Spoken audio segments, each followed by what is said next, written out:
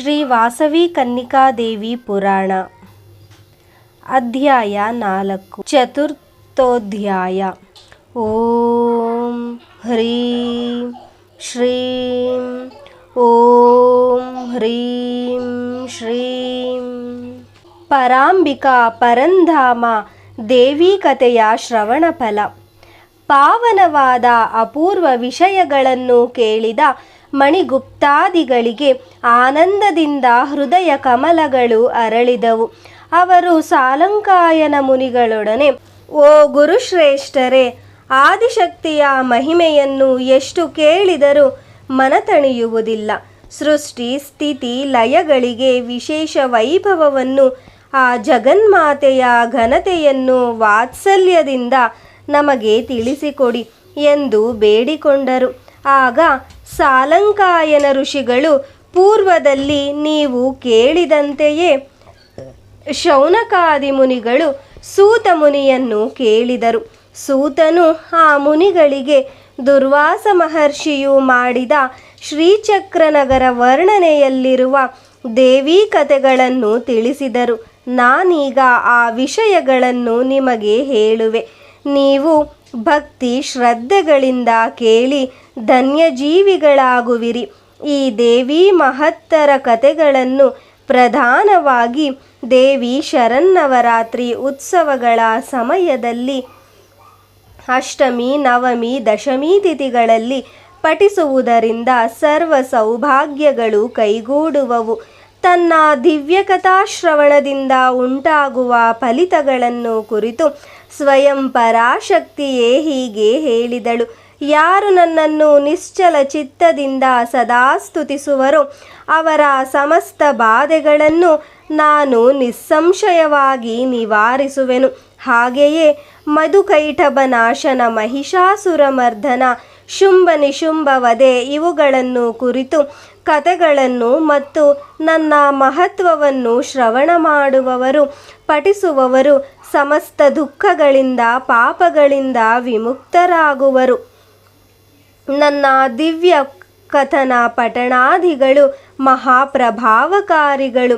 ಅಂಟು ವ್ಯಾಧಿಗಳಿಂದ ಮತ್ತು ಮಹಾಮಾರಿಯಿಂದ ಉಂಟಾಗುವ ಅಪಾಯವನ್ನು ದೂರ ಮಾಡುವವು. ಅಪೂರ್ವವಾದ ಗ್ರಹ ನಕ್ಷತ್ರಗಳ ಹುಟ್ಟುವಿಕೆ, ಪಿಡುಗುಗಳ ಬೀಳುವಿಕೆ, ಅದ್ಭುತವಾದ ಚರಾಚರ ವಸ್ತುಗಳ ಉಂಟಾಗುವಿಕೆ, ದಿವ್ಯ ಅಂತರಿಕ್ಷ ಭೌಮ ಉತ್ಪಾದಗಳಾದ ತ್ರಿವಿಧೋತ್ಪಾತಗಳನ್ನು ಶಮನಗೊಳಿಸುವವು. ಪ್ರತಿ ಸಂವತ್ಸರವೂ ಶರನ್ನವರಾತ್ರಿಯಲ್ಲಿ ನನ್ನ ಮಹತ್ವವನ್ನು ಪಠಿಸುವವರು, ಕೇಳುವವರು ಸಮಸ್ತ ವಿಪತ್ತುಗಳಿಂದ ಮುಕ್ತರಾಗಿ ಸನ್ಮಂಗಳಗಳನ್ನು ಹೊಂದಬಲ್ಲರು. ಹೀಗೆ ಹೇಳಿದ ದೇವಿಯ ವಚನವನ್ನು ಕೇಳಿದ ಸೂತಕರು ಶೌನಕಾದಿಗಳೊಡನೆ, ಓ ಮುನಿಗಳೇ, ಪರಾಶಕ್ತಿಯು ನಿತ್ಯಳಾದರೂ ಲೋಕ ಸಂರಕ್ಷಣಾರ್ಥವಾಗಿ ಮತ್ತೆ ಮತ್ತೆ ಅವತರಿಸುತ್ತಿರುವಳು. ಆ ದೇವಿಯೇ ಸೃಷ್ಟಿ ಸ್ಥಿತಿ ಲಯಕಾರಿಣಿಯು. ಬ್ರಹ್ಮಾಂಡ ಪುರಾಣದಲ್ಲೂ ಮಾರ್ಕಂಡೇಯ ಪುರಾಣದಲ್ಲೂ ವರ್ಣಿತವಾಗಿರುವ ಆ ದೇವಿ ಶಕ್ತಿಯ ಚರಿತ್ರೆಯು ಸ್ಕಾಂದ ಪುರಾಣದ ಉತ್ತರಖಂಡದ ಸನತ್ಸುಜಾತ ಸಂಹಿತೆಯಲ್ಲಿ ಸವಿಸ್ತಾರವಾಗಿ ವರ್ಣಿಸಲ್ಪಟ್ಟಿದೆ. ಯಾವ ದೇವಿಯು ಸರ್ವಭೂತಗಳಲ್ಲಿ ಚೈತನ್ಯ ಸ್ವರೂಪಳಾಗಿ, ಬುದ್ಧಿ ಸ್ವರೂಪಳಾಗಿ, ನಿದ್ರಾಸ್ವರೂಪಳಾಗಿ, ಶಕ್ತಿ ಸ್ವರೂಪಳಾಗಿ, ಕ್ಷುಧಾಸ್ವರೂಪಳಾಗಿ, ತೃಷ್ಣಾಸ್ವರೂಪಳಾಗಿ, ಕ್ಷಾಂತಿ ಸ್ವರೂಪಳಾಗಿ, ಶಾಂತಿ ಸ್ವರೂಪಳಾಗಿ, ಕಾಂತಿ ಸ್ವರೂಪಳಾಗಿ, ತುಷ್ಟಿ ಪುಷ್ಟಿ ಭ್ರಾಂತಿ ಸ್ಮೃತ್ಯಾದಿ ಸಮಸ್ತ ಸ್ವರೂಪಗಳಿಂದ ವಿರಾಜಿಸುತ್ತಿರುವಳೋ, ಮತ್ತು ಯಾವ ದೇವಿಯ ಸರ್ವವ್ಯಾಪಕಳಾಗಿ, ಜ್ಞಾನರೂಪಿಣಿಯಾಗಿ, ಜಗತ್ಪಾಲಕಳಾಗಿ, ಯೋಗಮಾಯೆ, ಆದಿಕನ್ಯೆ, ಬ್ರಹ್ಮಶಕ್ತಿ, ಪರಾತ್ಪರಿ, ಸಚ್ಚಿದಾನಂದ ರೂಪಿಣಿ ಎಂದು ಅನೇಕ ವಿಧ ನಾಮಗಳಲ್ಲಿ ಪ್ರಸಿದ್ಧಳಾಗಿರುವಳು. ಆ ದೇವಿಯ ಪರಂಧಾಮವು ಶ್ರೀಚಕ್ರನಗರವು. ಆ ದೇವಿಯ ಆವಾಸ ವೈಭವವು ವರ್ಣನಾತೀತವು. ಆ ಪರಂಧಾಮವು ಎಲ್ಲ ಲೋಕಗಳ ಮೇಲೆ ಸರ್ವಲೋಕಾಧೀಕವಾಗಿರುವುದರಿಂದ ಸರ್ವಲೋಕವೆಂದು ಕರೆಯಲ್ಪಡುತ್ತಿದೆ. ಅದು ಬ್ರಹ್ಮಲೋಕಕ್ಕಿಂತ ಮಿಗಿಲಾಗಿದೆ, ಕೈಲಾಸಕ್ಕಿಂತ ಶ್ರೇಷ್ಠವಾಗಿದೆ, ವೈಕುಂಠಕ್ಕಿಂತ ಉತ್ತಮವಾಗಿದೆ, ಗೋಲೋಕಕ್ಕಿಂತ ಹಿರಿದಾಗಿದೆ. ಆ ಆದಿಶಕ್ತಿಯ ಆವಾಸವು ತ್ರಿಭುವನಗಳಿಗೂ ಛತ್ರವಾಗಿಯೂ ಸಂಸಾರ ತಾಪವನ್ನು ನಾಶಗೊಳಿಸುವಂಥದ್ದು. ಬ್ರಹ್ಮಾಂಡಗಳಿಗೆಲ್ಲ ತಣ್ಣನೆಯ ನೆರಳಿನಂತಿದೆ. ಆ ಪರಾಶಕ್ತಿಯ ಪರಂಧಾಮದ ಸುತ್ತಲೂ ಸುಧಾ ಸಮುದ್ರವು ವಿರಾಜಿಸುತ್ತಿದೆ. ಮಹತ್ತಮವಾದ ಶ್ರೀಚಕ್ರನಗರಾಖ್ಯವಾದ ಆ ಪರಂಧಾಮವು ಸರ್ವವಿಧಿ ಲೋಹಗಳಿಂದ ರತ್ನಗಳಿಂದ ನಿರ್ಮಿಸಲ್ಪಟ್ಟು ಅನೇಕ ಮಹಾಪ್ರಕಾರಗಳನ್ನು ಹೊಂದಿ ಅಖಿಲ ಬ್ರಹ್ಮಾಂಡದಲ್ಲಿಯ ಸರ್ವದೇವತೆಗಳ ಸಮಷ್ಟ್ಯಾತ್ಮಕ ದೇವಿ ದೇವತಾಗಣಗಳೊಡನೆ ಮತ್ತು ಅವರ ಪರಿವಾರಗಳೊಡನೆ ಸಮಸ್ತ ವಿಧ ಸಂಪತ್ತುಗಳೊಡನೆ ಸರ್ವವಿಧ ಆನಂದ ಸೌಂದರ್ಯಗಳೊಡನೆ ಸಮುಜ್ವಲವಾಗಿ ಪ್ರಕಾಶಿಸುತ್ತಿರುವುದು. ಆ ಮಣಿದ್ವೀಪ ಮಧ್ಯಭಾಗದಲ್ಲಿ ಶ್ರೀಕರವಾದ ಚಿಂತಾಮಣಿ ಗೃಹವಿರುವುದು. ಅದು ಅನೇಕ ಸಾವಿರ ಮಣಿಸ್ತಂಭಗಳಿಂದ ಮಂಟಪಗಳಿಂದ ವಿಶೇಷವಾದ ಕಾಂತಿಯಿಂದ ಪ್ರಕಾಶವನ್ನು ಬೀರುತ್ತಿರುವುದು. ಆದಿಶಕ್ತಿಯ ಸಂಕಲ್ಪದಿಂದ ಆದಿಯಲ್ಲೇ ನಿರ್ಮಿತವಾಗಿರುವ ಶ್ರೀಚಕ್ರನಗರದ ಚಿಂತಾಮಣಿ ಗೃಹದಲ್ಲಿ ದಶವಿಧ ಶಕ್ತಿ ತತ್ವಗಳು ಮೆಟ್ಟಿಲುಗಳಾಗಿ, ಬ್ರಹ್ಮ ವಿಷ್ಣು ರುದ್ರೇಶ್ವರರು ಪಾದಗಳಾಗಿ, ಸದಾಶಿವನು ಫಲಕವಾಗಿ ಇರುವಂಥ ಚಿದಗ್ನಿಗರ್ಭಿತ ಸಿಂಹಪೀಠದ ಮೇಲೆ ಆದಿಶಕ್ತಿಯಾದ ಭುವನೇಶ್ವರಿ ದೇವಿಯು ಸಂಸೇವಿತಳಾಗಿರುವಳು. ಆ ಜಗನ್ಮಾತೆಯ ರೂಪ ವೈಭವವನ್ನು ವರ್ಣಿಸಲು ಅಸಾಧ್ಯವು. ಪಾಶಾಂಕುಶ ವರದಾಭಯ ಮುದ್ರೆಗಳನ್ನು ಧರಿಸಿ ಚತುರ್ಬಾಹುಗಳಿಂದ ಕೂಡಿ ಚೆಲುವಿಗೆ ಚೆಲುವಿನ ರಾಶಿಯಾಗಿ, ಕರುಣಾಮಯಿಯಾಗಿ, ಸರ್ವಾಲಂಕಾರ ಭೂಷಿತಳಾಗಿ, ಕೋಟ್ಯಾನುಕೋಟಿ ಸೂರ್ಯ ಚಂದ್ರ ವಿದ್ಯುತ್ ಕಾಂತಿಗಳಿಗೆ ಸಮವಾದ ಸ್ವಯಂ ಜ್ಯೋತಿಯಾಗಿ ಪ್ರಕಾಶಿಸುತ್ತಾ ಸಮಸ್ತ ಬ್ರಹ್ಮಾಂಡಗಳಿಂದ ಮುಕ್ತರಾಗಿ ಬಂದ ಸರ್ವ ಭಕ್ತರಿಂದಲೂ ದೇವದಾನವ ಮಾನವಾದಿ ಸಮಸ್ತ ಜಾತಿಯ ಜೀವಿಗಳಿಂದಲೂ ನಿರಂತರ ಸೇವೆಗೊಳ್ಳುತ್ತಿರುವಳು. ಅಲ್ಲಿ ಸಪ್ತಕೋಟಿ ಮಹಾಮಂತ್ರಗಳು ದಶಮಹಾ ನಿರಂತರ ಸೇವೆಗೊಳ್ಳುತ್ತಿರುವರು. ಅಲ್ಲಿ ಸಪ್ತಕೋಟಿ ಮಹಾಮಂತ್ರಗಳು ದಶಮಹಾವಿದ್ಯೆಗಳು ರೂಪ ತಳೆದು ಆ ತಾಯಿಯನ್ನು ಆರಾಧಿಸುತ್ತಿರುವವು. ಓ ಮುನಿವರರೇ, ಸರ್ವಲೋಕಗಳಲ್ಲಿ ಉತ್ತಮೋತ್ತಮವೂ ದಿವ್ಯವೂ ಪರಂಧಾಮವೂ ಮಹತ್ತಮವೂ ಆದ ಶ್ರೀದೇವಿಯ ಆವಾಸ ವೈಭವವನ್ನು ಮತ್ತು ದೇವಿಯ ರೂಪ ವೈಭವವನ್ನು ನಿಮಗೆ ಅತ್ಯಂತ ಸಂಕ್ಷಿಪ್ತವಾಗಿ ಸಾರಭೂತವಾಗಿ ತಿಳಿಸಿಕೊಟ್ಟೆನು. ನೂತನ ಗೃಹಾರಂಭ ಸಮಯದಲ್ಲಿ ಆಚರಿಸುವ ವಾಸ್ತುಹೋಮಗಳಲ್ಲಿ, ಗೃಹ ಪ್ರವೇಶ ಸಮಯಗಳಲ್ಲಿ ಈ ವಿಷಯವನ್ನು ಪಠಿಸುವವರು ಕೇಳುವವರು ಸಮಸ್ತ ಶುಭಗಳನ್ನು ಹೊಂದಬಲ್ಲರು. ಹೀಗೆ ದೇವಿ ಆವಾಸ ವೈಭವವನ್ನು ಕುರಿತು ಅರುಹಿದ ಸಾಲಂಕಾಯನ ಮಹರ್ಷಿಗಳು ಮಣಿಗುಪ್ತಾದಿಗಳೊಡನೆ, ಓ ವೈಶ್ಯೋತ್ತಮರೇ, ಮತ್ತೊಂದು ಮುಖ್ಯ ವಿಷಯವನ್ನು ಕೇಳಿರಿ.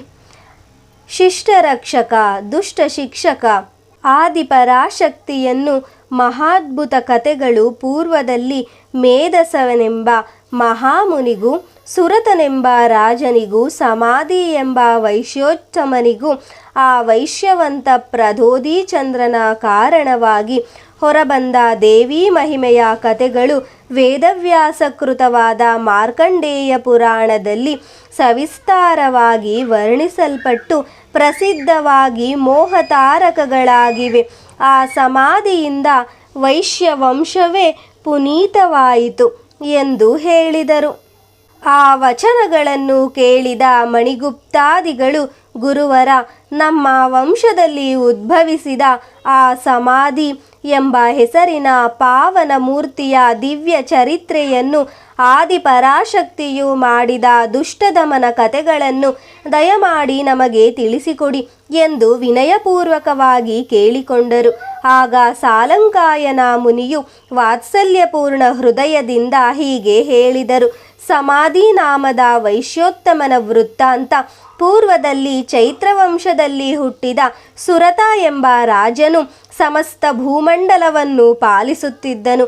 ಆ ಸುರತ ಮಹಾರಾಜನಿಗೆ ಕೋಲ ವಿದ್ವಂಸರೆಂಬ ಪ್ರಸಿದ್ಧಿ ಹೊಂದಿದ್ದ ರಾಜರು ಪ್ರಬಲ ಶತ್ರುಗಳಾದರು. ಅವರೊಡನೆ ಸುರತನಿಗೆ ಸಮರವು ಸಂಭವಿಸಿತು. ಆ ಕೋಲ ವಿದ್ವಂಸರಿಂದ ಅನ್ಯಾಯ ಯುದ್ಧದಲ್ಲಿ ಸೋಲಿಸಲ್ಪಟ್ಟ ಸುರತನು ಒಂದು ಅಶ್ವವನ್ನು ಹತ್ತಿ ಒಂದು ಘೋರಾರಣ್ಯಕ್ಕೆ ಹೋದನು. ಆ ಅಡವಿಯಲ್ಲಿ ಪಶು ಪಕ್ಷ್ಯಾದಿಗಳಿಂದ ಶೋಭಿಸುತ್ತಿದ್ದ ಮುನಿ ಶಿಷ್ಯರಿಂದ ವಿರಾಜಿಸುತ್ತಿದ್ದ ಪ್ರಶಾಂತವಾದ ಮೇಧಸ ಮುನಿಯ ಆಶ್ರಮವನ್ನು ನೋಡಿದನು. ಅಲ್ಲಿ ಮೇಧಸ ಮುನಿಯಿಂದ ಸತ್ಕರಿಸಲ್ಪಟ್ಟು ಸ್ವಲ್ಪ ಕಾಲ ಆ ಆಶ್ರಮದಲ್ಲಿದ್ದು ಬಳಿಕ ಮಮಕಾರದಿಂದ ಆಕರ್ಷಿಸಲ್ಪಟ್ಟ ಮನಸ್ಸಿನವನಾಗಿ ತಾನು ಕಳೆದುಕೊಂಡ ರಾಜ್ಯ ಸಂಪದಗಳನ್ನು ಪ್ರಜ್ಞೆಗಳನ್ನು ಕುರಿತು ಸದಾಕಾಲ ಚಿಂತಿಸುತ್ತಾ ಆ ಮುನಿಯ ಆಶ್ರಮದಲ್ಲಿ ಅತ್ತಿತ್ತ ತಿರುಗಾಡುತ್ತಿದ್ದನು.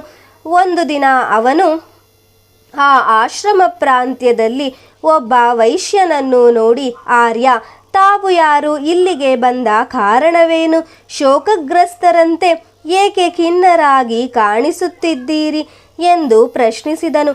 ಸ್ನೇಹಪೂರ್ವಕವಾಗಿ ಆ ವಾಕ್ಯಗಳನ್ನು ಕೇಳಿ ಆ ವೈಶ್ಯನು ವಿನಯದಿಂದ, ರಾಜ, ನಾನು ಸಂಪನ್ನ ವಂಶದಲ್ಲಿ ಜನಿಸಿದ ಸಮಾಧಿ ಎಂಬ ವೈಶ್ಯನು. ನಾನು ಮಾಡುವ ನಿರಂತರ ದಾನ ಧರ್ಮಾದಿಗಳು ಹಿಡಿಸದ ಧನಲೋಲುಪರಾದ ಪುತ್ರ ಮಿತ್ರಾದಿಗಳಿಂದ ಹೊರದೂಡಲ್ಪಟ್ಟು ಈ ಅರಣ್ಯಕ್ಕೆ ಆಗಮಿಸಿರುವೆ. ಇಲ್ಲಿರುವುದರಿಂದ ನನ್ನ ಪುತ್ರಾದಿಗಳ ಕುಶಲಾಕುಶಲಗಳು ನನಗೇನು ತಿಳಿಯುತ್ತಿಲ್ಲ. ನನ್ನ ಮನಸ್ಸು ಸದಾ ಅವರ ಯೋಗಕ್ಷೇಮಗಳನ್ನು ಕುರಿತೇ ಆಲೋಚಿಸುತ್ತಿರುವುದು. ಓ ರಾಜ, ದುಷ್ಟ ಸ್ವಭಾವದ ನನ್ನ ಸುತಾದಿಗಳಲ್ಲಿ ಈ ರೀತಿ ನನ್ನ ಚಿತ್ರವು ಪ್ರೇಮಪೂತವಾಗಿರುವುದು ಅನುಚಿತವೆಂದು ತಿಳಿದರೂ ನನಗೇಕೆ ಹೀಗೆ ಚಿಂತೆಯುಂಟಾಗುತ್ತಿದೆಯೋ ತಿಳಿಯದಾಗಿರುವೆ ಎಂದು ಪ್ರತ್ಯುತ್ತರ ನೀಡಿದನು. ಆಗ ಸುರತನು ಸಮಾಧಿಯು ಮೇಧಸ ಮುನಿಯ ಬಳಿಗೆ ಹೋಗಿ ತಮ್ಮ ವೃತ್ತಾಂತವನ್ನು ತಿಳಿಸಿ ಆ ಮುನಿಸತ್ತಮನಿಗೆ ವಿದ್ಯುಕ್ತವಾಗಿ ಸತ್ಕಾರ ಮಾಡಿ, ಓ ಮುನೀಶ್ವರ, ನಾನು ರಾಜ್ಯವನ್ನು ಕಳೆದುಕೊಂಡವನಾಗಿಯೂ ಆ ರಾಜ್ಯದ ಬಗ್ಗೆಯೇ ಮಮಕಾರವನ್ನು ಹೊಂದಿರುವೆನು. ಈತನು ಪುತ್ರಾದಿಗಳಿಂದ ದೂಡಲ್ಪಟ್ಟರೂ ಸದಾ ಅವರಲ್ಲೇ ಅನುರಕ್ತನಾಗಿರುವನು. ಹೀಗೆ ನಾವಿಬ್ಬರು ಆಯಾ ವಿಷಯಗಳಲ್ಲಿಯ ದೋಷಗಳನ್ನು ನೋಡುತ್ತಿದ್ದರೂ ಅವುಗಳಲ್ಲಿ ಮಮಕಾರವನ್ನು ಹೊಂದಿ ಅಪಾರ ದುಃಖಕ್ಕೆ ವಶರಾಗಿದ್ದೇವೆ. ಓ ಮಹಾನುಭಾವ, ವಿಶೇಷವಂತರಾದರೂ ನಮಗೀ ಮೂಢತ್ವ ಏಕೆ ಉಂಟಾಯಿತು? ಜ್ಞಾನವಂತರಿಗೆ ಕೂಡ ಈ ಮೋಹ ಹೇಗೆ ಸಂಭವಿಸುತ್ತಿರುವುದು? ಹೀಗಾಗಲು ಕಾರಣವೇನು? ಕೃಪೆ ಮಾಡಿ ತಿಳಿಯಪಡಿಸಿರಿ ಎಂದು ಬೇಡಿಕೊಂಡರು. ಆ ಬಳಿಕ ಮೇಧಸ ಮುನಿಯು, ಪ್ರಿಯ ಪುತ್ರರೇ, ಇಂದ್ರಿಯ ಗೋಚರವಾದ ವಿಷಯ ಜ್ಞಾನವು ಸಮಸ್ತ ಪ್ರಾಣಿಗಳಿಗೂ ಉಂಟು. ಮೋಹಪೂರಿತವಾದ ಅಜ್ಞಾನವು ಮಾನವರಿಗೂ ಪಶು ಪಕ್ಷಿಗಳಿಗೂ ಸಮಾನವು. ಸೃಷ್ಟಿ ಸ್ಥಿತಿ ಲಯಕಾರಿಣಿಯಾದ ಆ ಮಹಾಮಾಯೆಯ ಪ್ರಭಾವದಿಂದ ಎಲ್ಲ ಕಾಲವೂ ಈ ಸಮಸ್ತ ಸೃಷ್ಟಿಯು ಬಲವಂತವಾಗಿ ಮೋಹಗೊಳ್ಳುತ್ತಿದೆ. ಭಗವತಿಯಾದ ಆ ದೇವಿಯು ಜ್ಞಾನಿಗಳನ್ನು ಕೂಡ ಬಲವಂತವಾಗಿ ಆಕರ್ಷಿಸಿ ಮಮತೆ ಎಂಬ ಸುಳಿಗೆ ಸಿಲುಕಿಸುತ್ತಿರುವಳು. ಮಾಯೆ, ಯೋಗ ನಿದ್ರೆ, ಯೋಗಮಾಯೆ, ಕನ್ಯೆ ಎಂದು ಕರೆಯಲ್ಪಟ್ಟಿರುವ ಆ ಪರಾಶಕ್ತಿಯು ನಿರ್ಗುಣವಾದ ಬ್ರಹ್ಮರೂಪವಿರುವವಳು, ಗುಣಾತ್ಮಕವಾದ ಪ್ರಕೃತಿ ರೂಪವಿರುವವಳು ಆಗಿರುವಳು. ಆಕೆಯಿಂದಲೇ ಈ ಚರಾಚರ ಜಗತ್ತೆಲ್ಲ ಸೃಜಿಸಲ್ಪಡುತ್ತಿದೆ.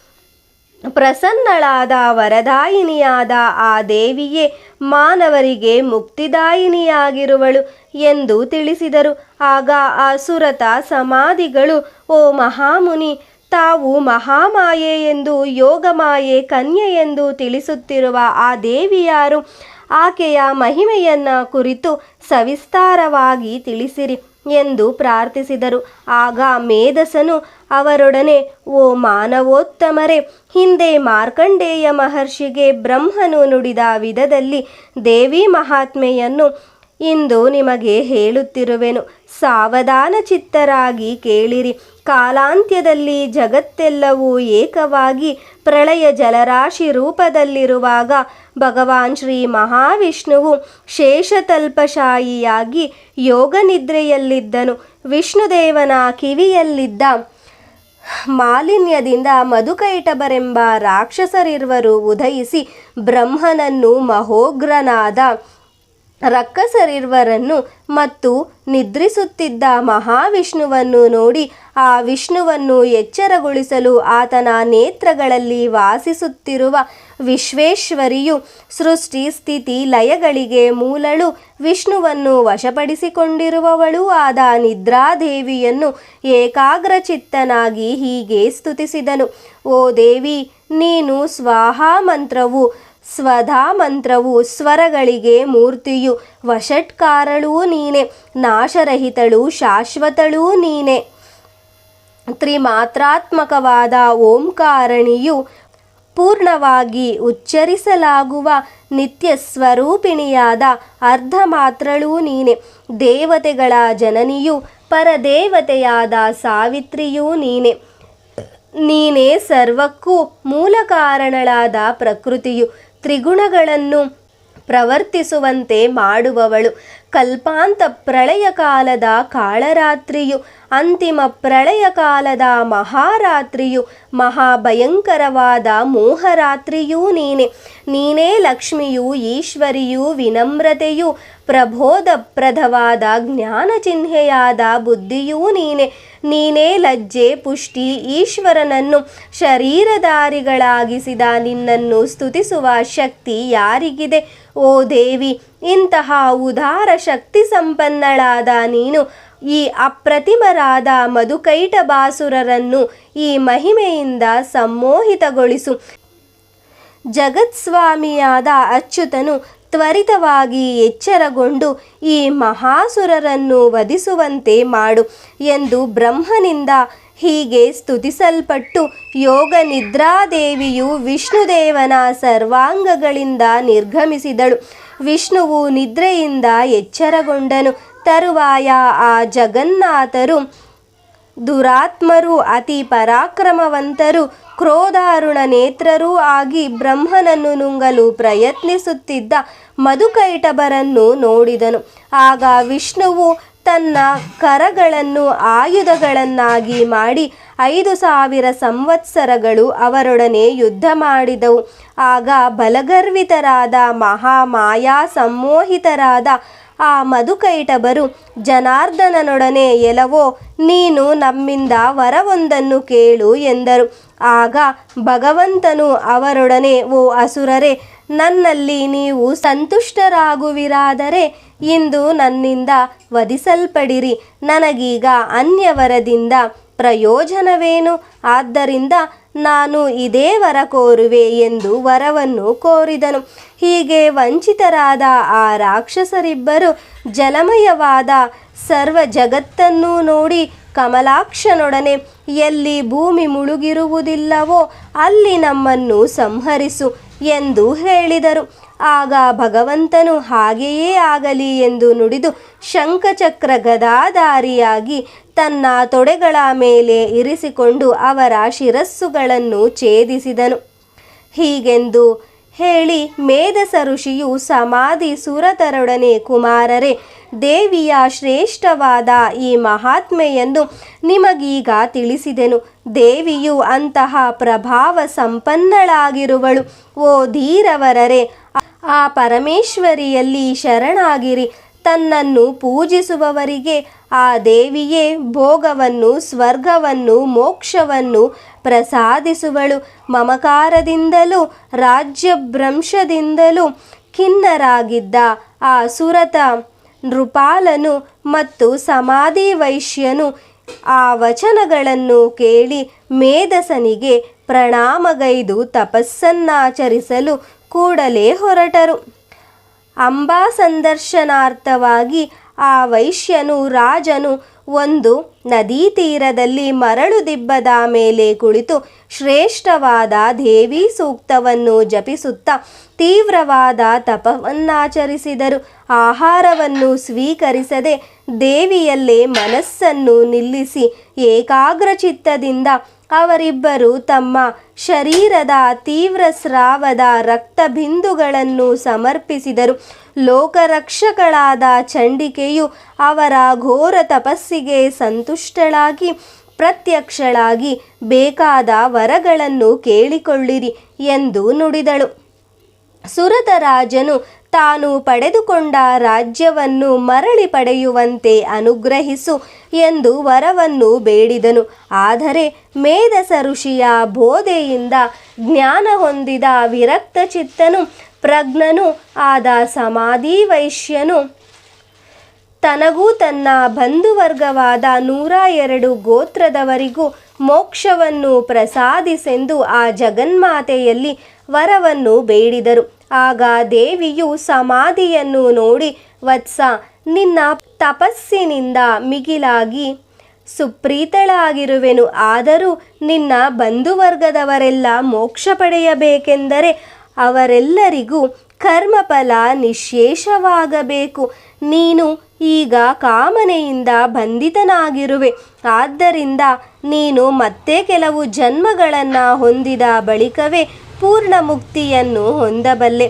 ಆದ್ದರಿಂದ ನೀನು ಭವಿಷ್ಯತ್ತಿನಲ್ಲಿ ಬರುವ ಕಲಿಯುಗದಲ್ಲಿ ಕುಸುಮಶ್ರೇಷ್ಠಿ ಎಂಬ ವೈಶ್ಯಪ್ರಭುವಾಗಿ ಜನಿಸುವೆ. ಆಗ ನಾನು ವಾಸವಿ ಕನ್ನಿಕೆಯ ಹೆಸರಿನಲ್ಲಿ ನಿನಗೆ ಕುಮಾರಿಯಾಗಿ ಹುಟ್ಟಿ ಅಧರ್ಮವನ್ನು ಅಡಗಿಸುವುದಕ್ಕೆ ಆತ್ಮಾರ್ಪಣೆ ಮಾಡಿಕೊಳ್ಳುವ ನೆಪದಲ್ಲಿ ಬಂಧುವರ್ಗಕ್ಕೂ ಮೋಕ್ಷವನ್ನು ಪ್ರಸಾದಿಸುವೆನು. ಅಲ್ಲಿಯವರೆವಿಗೂ ನೀನು ಮತ್ತು ನಿನ್ನ ಬಂಧುಗಳು ಮಹೋನ್ನತ ಪುಣ್ಯ ಪದವನ್ನು ಹೊಂದಿ ಸಮಸ್ತ ಸೌಖ್ಯ ಸಂಪದಗಳಿಂದ ಕಾಲ ಕಳೆಯಬಲ್ಲಿರಿ ಎಂದು ವರವಿತ್ತಳು. ಹೀಗೆ ದೇವಿಯು ಅವರು ಬೇಡಿದ ವರಗಳನ್ನು ಕೊಟ್ಟು ಅಂತರ್ಧಾನಳಾದಳು. ಸುರತರಾಜನು ದೇವಿಯ ವರಪ್ರಭಾವದಿಂದ ರಾಜ್ಯವನ್ನು ಹೊಂದಿ ಮರುಜನ್ಮದಲ್ಲಿ ಸಾವರ್ಣಿ ಎಂಬ ಮನುವಾದನು. ಸಮಾಧಿ ವೈಶ್ಯನು ಆತ್ಮಜ್ಞಾನ ಸಂಪನ್ನನಾಗಿ ತಾನು ಹೊಂದಿದ ಜ್ಞಾನ ಸಂಪತ್ತನ್ನು ಅನೇಕರಿಗೆ ಹಂಚಿ ತನ್ನ ವಂಶಕ್ಕೂ ಸಮಾಜಕ್ಕೂ ಮೋಕ್ಷ ಮಾರ್ಗವನ್ನು ತೋರಿಸುತ್ತಾ ಕೊಂಚ ಕಾಲವಿದ್ದು ನಂತರದ ಜನ್ಮದಲ್ಲಿ ಕೈಲಾಸವಾಸಿಗಳಾದ ಸಿದ್ಧವೈಶ್ಯರ ನಾಯಕನಾಗಿ ಜನಿಸಿದನು ಎಂದು ಸೂತಮುನಿಯು ಶೌನಕಾದಿ ಮಹರ್ಷಿಗಳಿಗೆ ಹೀಗೆ ಸಮಾಧಿ ಸುರತರ ವೃತ್ತಾಂತವನ್ನು ಮತ್ತು ಶ್ರೀದೇವಿಯ ಮಹತ್ವವನ್ನು ತಿಳಿಸಿಕೊಟ್ಟನು ಎಂಬಲ್ಲಿಗೆ ಶ್ರೀ ವಾಸವಿ ಕನ್ನಿಕಾದೇವಿ ಪುರಾಣದ ಚತುರ್ಥೋಧ್ಯಾಯ ಸಮಾಪ್ತವು.